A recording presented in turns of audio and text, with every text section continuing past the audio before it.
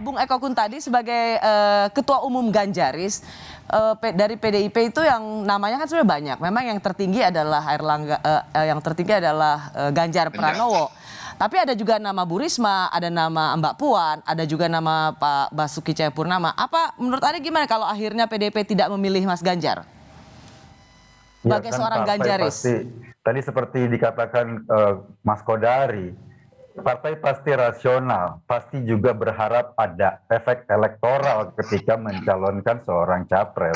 Dan efek elektoral ini kan bisa diukur dari seberapa tinggi elektabilitas capres yang ada. Kalau elektabilitasnya rendah, ya efek elektoralnya juga rendah kan. Terbukti dari beberapa data survei, misalnya pemilih PDIP yang memilih Ganjar lebih tinggi dibanding dengan calon-calon dari kader PDIP yang lain. Artinya efek elektoralnya akan jauh lebih tinggi kalau seandainya PDIP mencalonkan Ganjar Pranowo.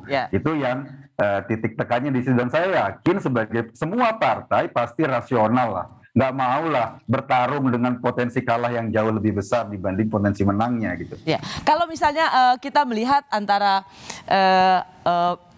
tokoh-tokoh ini dan pendukungnya, Anda kan selalu, ini Pak Anies ini populer sekali dan peningkatan suaranya juga baik. Sementara Anda, Bung Eko Kuntadi, Anda kan selalu mengkritik Anies Baswedan seolah tidak ada prestasinya sama sekali. Barusan disinggung oleh Bung Andi Sinulinga, itu ada tingkat kepuasannya. Ini Anda tetap merasa bahwa Anies Anda tetap ingin melenyapkan realitas itu, realitas pencapaian-pencapaian di DKI Jakarta. Iya, saya kan mengkritik bukan sebagai ketua Ganjar, sebagai warga Jakarta, dan saya wajar dong mengkritik orang yang memerintah di Jakarta. Saya mengkritisi sebagai warga Jakarta dan saya merasakan apa yang saya kritisi. Tapi kan itu menjadi salah satu penyebab juga karena Anda punya calon lain sehingga Anda selalu mengkritik dan gebukin Anies Baswedan gitu. Ya, tapi dalam survei kan juga ditanyakan sebagian besar orang warga Jakarta nggak tahu prestasinya Anies, kalaupun tingkat kepuasannya tinggi. Itu juga di data survei. Bung Andi Sinulinga ini kan banyak sekali juga Mas Anies Baswedan. Bantah dulu yang terakhir tadi. Oke, silakan. Ya, itu pembohongan luar biasa itu yang disampaikan Eko itu dalam survei itu dia bilang tidak ada prestasinya warga Jakarta nggak tahu.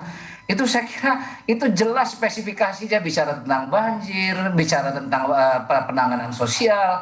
Jadi kita ini kalau bicara itu, kalau ngocol ya, maksud saya itu ini kan ruang publik ya, jangan dipakai ngocol Bung Eko. Jadi Bung Eko ini enggak ngocol, memang seperti itu kan. Misalnya prestasinya tentang rumah DP 0%, janjinya 200.000, realisasinya Anda salah lagi. Yang dijanjikan oleh Anies Baswedan bukan jumlah 20.000, tapi sistem pembayaran orang kredit rumah. Itu kan ada di RJD, itu ada dalam rencana. Dalam rencana bahwa target rumah DP 0% itu 200.000 unit. Bagaimana mungkin Anda membuat program kerja tanpa target?